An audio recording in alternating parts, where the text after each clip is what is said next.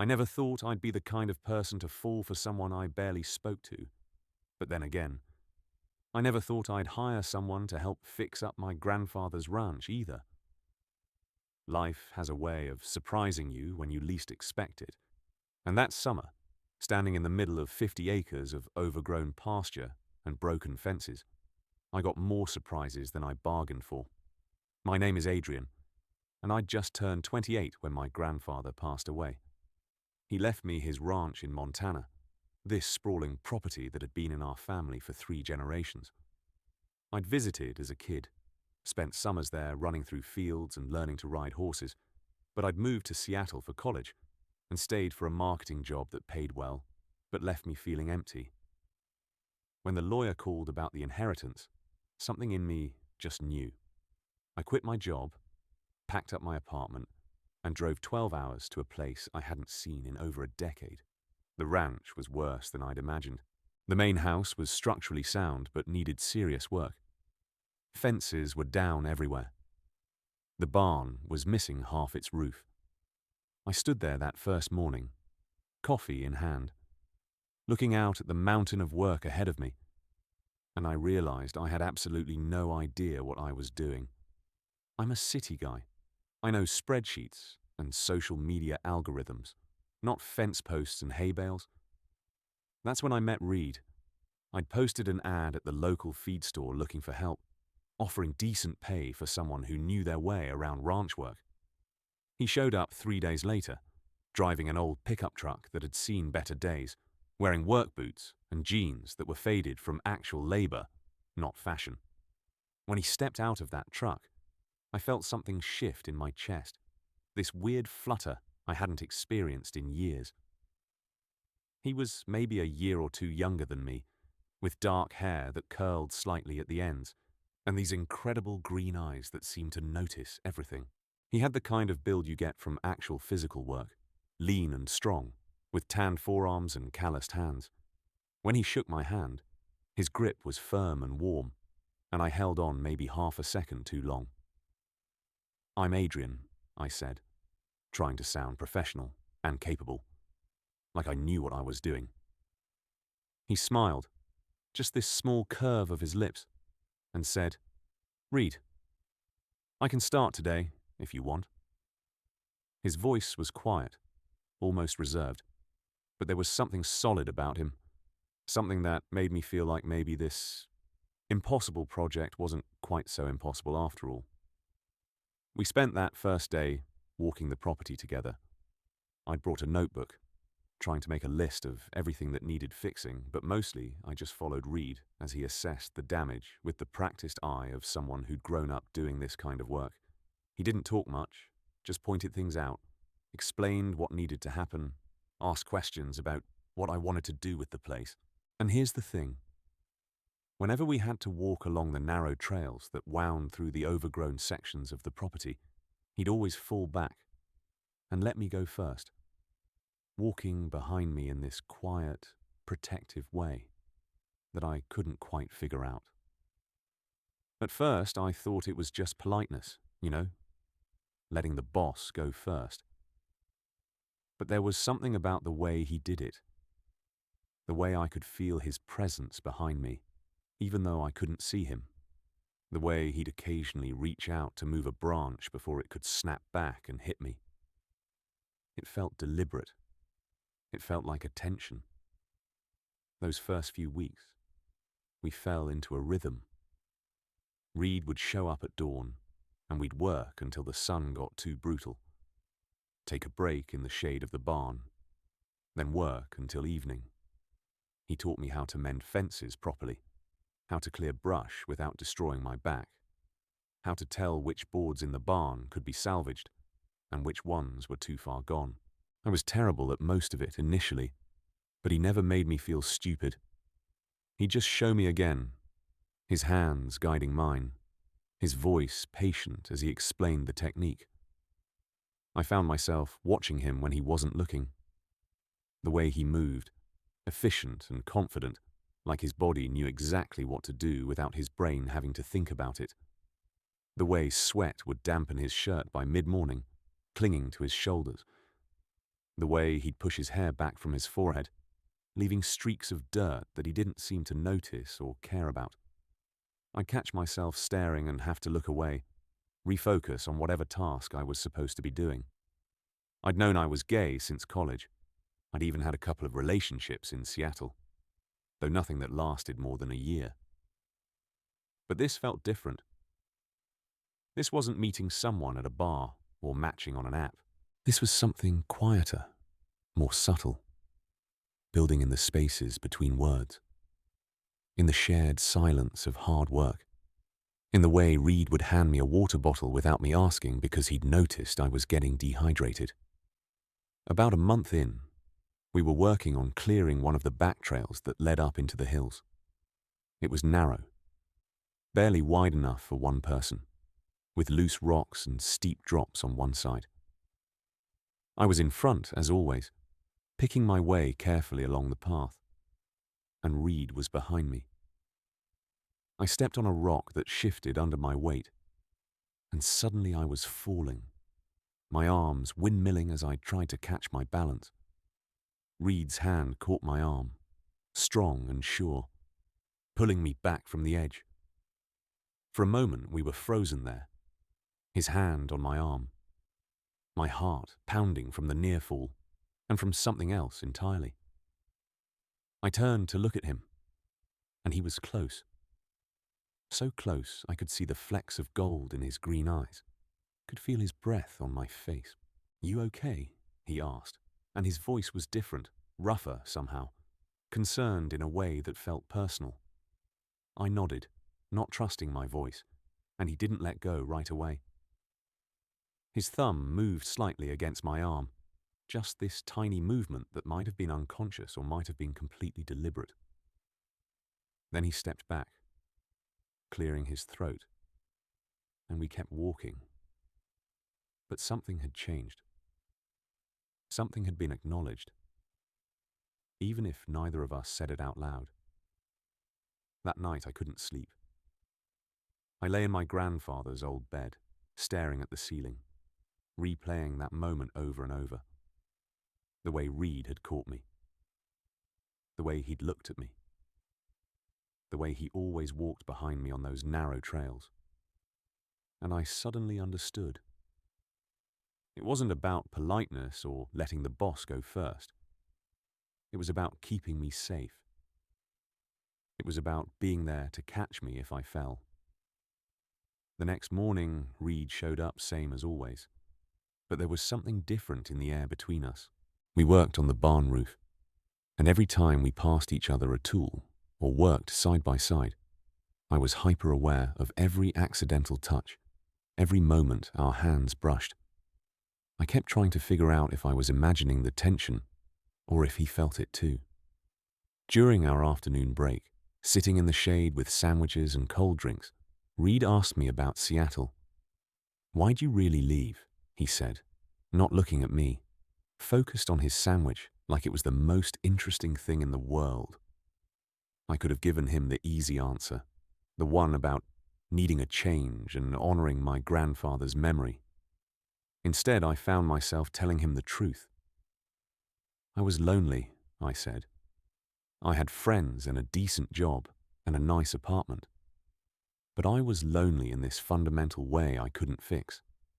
I'd wake up every morning and feel like I was living someone else's life, like I was going through the motions of being a person without actually being present. When I inherited this place, it felt like permission to stop pretending. You know, to try to figure out who I actually am when I'm not performing for everyone else. Reed nodded slowly, still not looking at me. "I get that," he said quietly. "I've lived in this town my whole life. Everyone knows everyone, and everyone has expectations about who you're supposed to be. Sometimes I think about leaving, starting over somewhere no one knows me. But then I think about the mountains and the open space, and I can't imagine being anywhere else."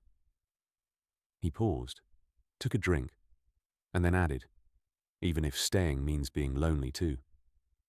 Something in my chest tightened. "Are you lonely?" I asked. And finally, he looked at me, really looked at me, and I saw it. The same thing I'd been feeling, reflected back at me in his eyes. For a long moment, neither of us spoke. A hawk circled overhead. The wind moved through the grass. The whole world seemed to be holding its breath. Sometimes, he said eventually, and the word hung between us, heavy with meaning. We went back to work, but everything felt different now. More charged, more intentional. We were circling around something neither of us quite had the courage to name yet, but we both knew it was there. That evening, as the sun started to set and we were packing up tools, Reed hesitated by his truck. "Listen," he said, and then stopped, running a hand through his hair. "There's a spot up in the hills, about a mile from here.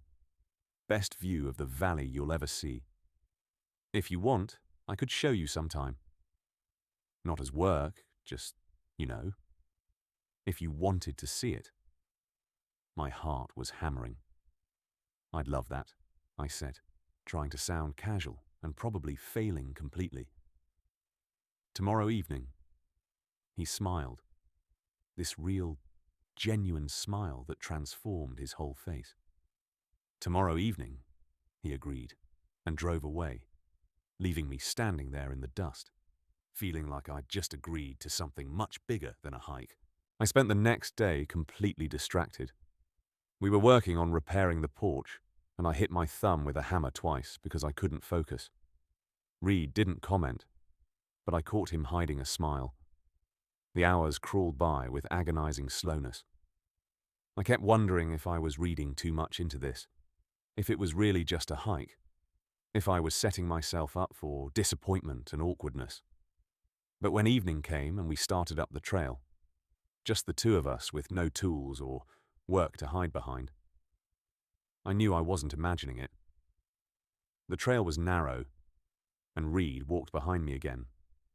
But this time when I glanced back, he met my eyes and didn't look away. We climbed for maybe 45 minutes, not talking much. Just the sound of our boots on the trail and our breathing, and the evening birds singing their last songs before dark. When we reached the top, I understood why he'd wanted to show me. The whole valley spread out below us, bathed in golden light, the mountains rising in the distance, everything vast and beautiful and impossibly peaceful. We stood there side by side, and I felt Reed's hand brush against mine, once, twice, and then his pinky finger hooked around mine. This tiny gesture that felt enormous. "I grew up here," he said quietly. "Used to come up here when I needed to think, when I needed to remember that the world is bigger than whatever small-minded thing someone said in town, bigger than whoever I was supposed to be." He paused, and I felt him turn to look at me. "I've never brought anyone else here." I turned to face him fully, our hands still connected by that one hooked finger. "Why me?" I asked, even though I thought I knew, even though I hoped I knew. Reed took a breath, and I watched him gather his courage, saw the vulnerability in his eyes. "Because," he said, and his voice was barely above a whisper, "because when you're around, I don't feel lonely anymore. Because I look forward to every morning knowing I'll see you. Because when you almost fell on that trail, I felt terrified in a way that had nothing to do with being your employee, and everything to do with the fact that I can't stop thinking about you." My breath caught. I turned my whole body toward him, and his hand slid fully into mine, our fingers interlacing properly now. "I can't stop thinking about you either," I said. "The way you walk behind me on narrow trails. The way you notice when I need water before I do. The way you smile is when you think I'm not looking. Reed, I don't know what I'm doing with this ranch or with my life. But you, it's the first thing that's felt right in longer than I can remember." He stepped closer, his free hand coming up to touch my face, his thumb tracing along my cheekbone. "Can I kiss you?" he asked, and I nodded, not trusting my voice anymore. And then his lips were on mine, soft and sure and absolutely perfect. The kiss was gentle at first, tentative, like we were both afraid this moment might shatter. But then it deepened, his hand sliding into my hair, my arms wrapping around him, and it felt like coming home to a place I'd never been before. When we finally pulled apart, both breathing hard, Reed rested his forehead against mine. "I've wanted to do that since the first day I met you," he admitted. "When you held my hand too long during that handshake, I thought maybe, just maybe, but I was afraid I was wrong." "You weren't wrong," I said, laughing a little, giddy with relief and joy and the absolutely intoxicating feeling of being wanted by someone I wanted back. We sat down on the rock outcropping, his arm around my shoulders, my head on his chest, and watched the sun finish setting over the valley. We talked for hours, about everything and nothing, about his childhood in Montana and my years in Seattle, about dreams and fears and all the things we'd never said out loud to anyone else. When it got too dark to see the trail safely, we made our way back down, Reed going first this time, holding my hand to guide me. At the bottom, by our trucks, he kissed me again, slower this time, like we had all the time in the world. "See you tomorrow," he said, and I said, "I can't wait," and meant it with my entire being. The next few weeks were like living in a dream. We worked during the day, but now there were stolen kisses in the barn, hands held when no one could see, private smiles that held entire conversations. In the evenings, we'd cook dinner together in my kitchen, and Reed would stay later and later, until one night he just didn't leave at all. We lay in bed together, his body curled around mine, and I felt safer and more content than I ever had in my entire life. We kept it quiet at first, not because we were ashamed, but because it was ours, this precious thing we wanted to protect. But eventually, people in town started to notice. Reed's truck parked at my place overnight, the way we looked at each other when we came into the feed store together. Small towns notice everything. Most people were fine with it, or at least polite enough not to say anything negative to our faces. A few were less than kind, but Reed had been right about the mountains and the open space making the world feel bigger than small-minded opinions. We had each other, and we had this land, and that was enough. One morning, about 6 months after Reed had first shown up in his beat-up truck, we were walking one of those narrow trails again, checking fence lines in the back pasture. I was in front, and Reed was behind me, and I stopped suddenly, turning to look at him. He nearly ran into me, catching my arms to steady us both, laughing. "What?" he asked, and I just looked at him, at this man who had taught me how to fix fences and rebuild barns, and more importantly, how to be myself without fear. "Thank you," I said, "for walking behind me, for catching me when I fall, for showing me your favorite place, for being patient while I figured out how to say what I was feeling, for making me believe that I could actually do this. Build a life here." Reed smiled, pulling me close. "Thank you for taking a chance on a quiet ranch hand who applied to a job posting at the feed store. Thank you for seeing me, for making me feel like I don't have to hide anymore." He kissed me, soft and sweet, right there on the trail with the Montana sky, huge and blue above us. And then he said, "I love you, Adrian. I think I have since the beginning." "I love you too," I said, and it was the easiest, truest thing I'd ever said. We finished checking the fence line, walking side by side this time, the trail just wide enough for both of us if we stayed close. Behind us, the ranch stretched out, slowly transforming from my grandfather's legacy into our home. There was still so much work to do, so many fences to mend and buildings to repair, but we had time. We had each other. And we had these mountains and this endless sky and the quiet certainty that we'd found something rare and worth keeping. That evening, sitting on the porch we'd rebuilt together, watching the sunset paint the mountains in shades of gold and purple, Reed's hand in mine. I thought about that moment months ago when I'd first arrived, overwhelmed and alone and unsure. I thought about how Reed had walked behind me on narrow trails, always there to catch me if I fell.